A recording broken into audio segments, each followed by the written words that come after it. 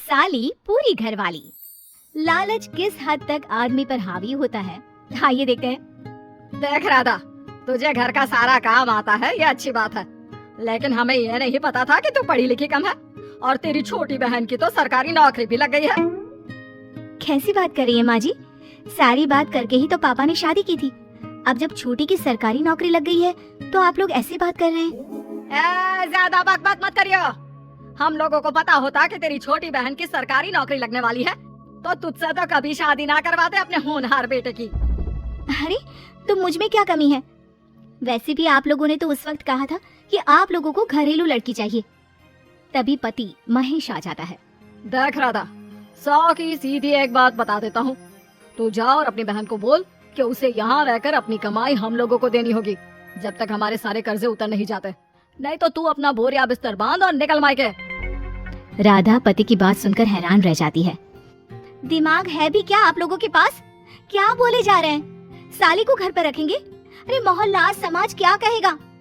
और माना पिताजी को उसके पैसों की जरूरत नहीं है, लेकिन वो अपनी कमाई आप लोगों को क्यों देगी? अरे क्योंकि हम लोगों के ऊपर कर्जे हैं, समझी? या तो तू कमा कर ला या अपनी बहन को बोल कि अपनी बहन का घर बचाना चाहती है तो यहाँ आकर रहे। सभी मिलकर राधा को घर से निकाल देते हैं। राधा भी कहाँ जाती, मायके जाकर रोने लगती है। छोटी बहन मीना कहती है, अरे क्या हो गया दीदी, कितना पैसा मांग रहे हैं? अरे अभी दे देते हैं ना, रो मत, अब तो मेरी भी नौकरी है। लेकिन राधा तो रोए ही जा रही थी। नहीं नहीं, इस बार लगता है उन लालची लोगों ने कुछ और ही डिमांड रखी है, वरना राधा इतना ना रोती। क्यों बेटी, क्या हुआ है? माँ पिताजी, इस बार जो उन लोगों ने मांगा है ना, वो सुनकर तो आप लोगों के पैरों के नीचे से जमीन खिसक जाएगी। ऐसा क्या मांगा है दीदी? तुझे मांगा है।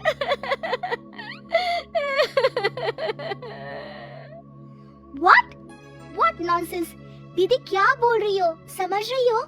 हाँ, मेरी सास ये बोलकर भेजी है कि या तो मीना अपनी सारी कमाई उन लोगों को तब तक दे जब तक उन लोगों के कर्जे खत्म नहीं हो जाते, या फिर मैं मायके में जाकर रहूं यहाँ। क्या मजाक बना रखा है? ऐसा होता है क्या कहीं? अरे शादी की है, कोई आलू टमाटर थोड़ी है कि अदला बदली कर लो। छोटी बहन शांत होती है। माँ पिता बड़ी को समझा रहे होते हैं और वो रोए ही जा रही थी। तभी छोटी बोलती है, पापा मैं दीदी के साथ जाऊंगी। क्या पागल है क्या? अरे दुनिया क्या बोलेगी? माँ वो लोग सिर्फ मेरे पैसे चाहते हैं ना। अरे वो तो वो लोग यहाँ से भी ले सकते थे छोटी, फिर वहाँ क्यों बुला रहे हैं तुझे? माँ वो कह रहे थे कि हमें पता होता कि छोटी की सरकारी नौकरी लग जाएगी तो उसी से करवा देते उनके होनहार बेटे की शादी। हाँ, और मैं जैसे उस लपड़गंजू से शादी कर लेती। लपड़गंजू?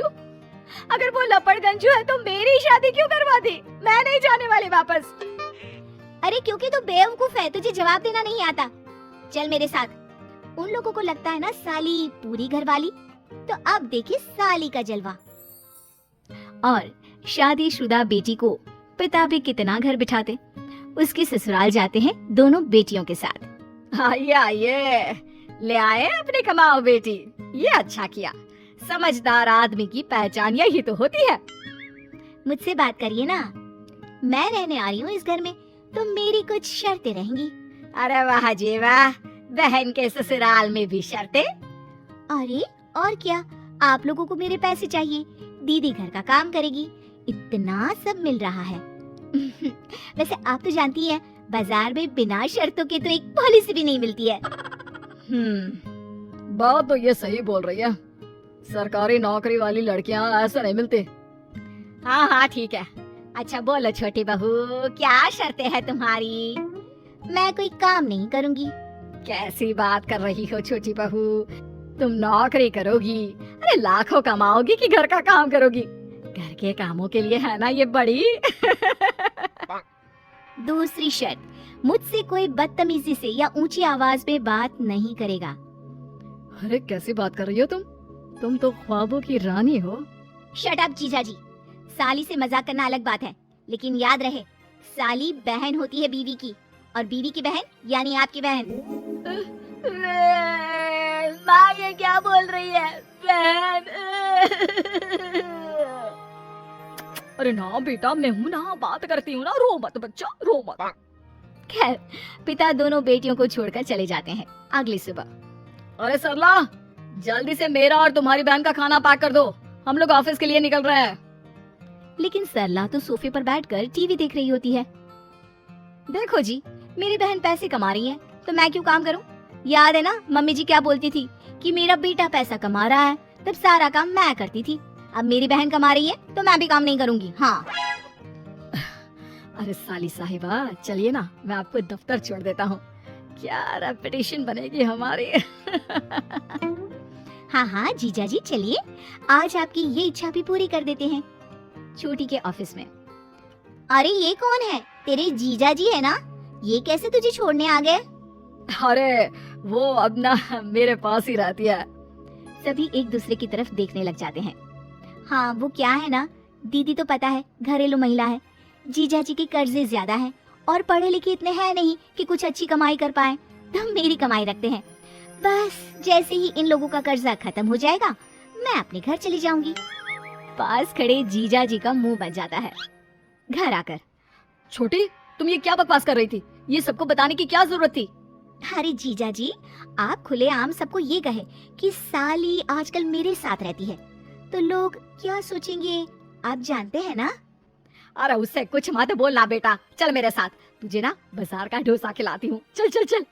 हाँ दीदी तैयार हो जाओ, डोसा खिला रही हैं आंटी जी। तीनों जा रही होती है कि पास मोहल्ले की कुछ औरतें वहाँ पर जमा रहती है। अरे लाजो बहन, बहू की बहन यहीं रह रही है क्या? हाँ हाँ, इसे भी रख लिया है। अब आप तो जानती ही हैं कि हम लोगों का दिल कितना बड़ा है। जी, इन लोगों का दिल उतना ही बड़ा है जितना इन लोगों का कर्जा।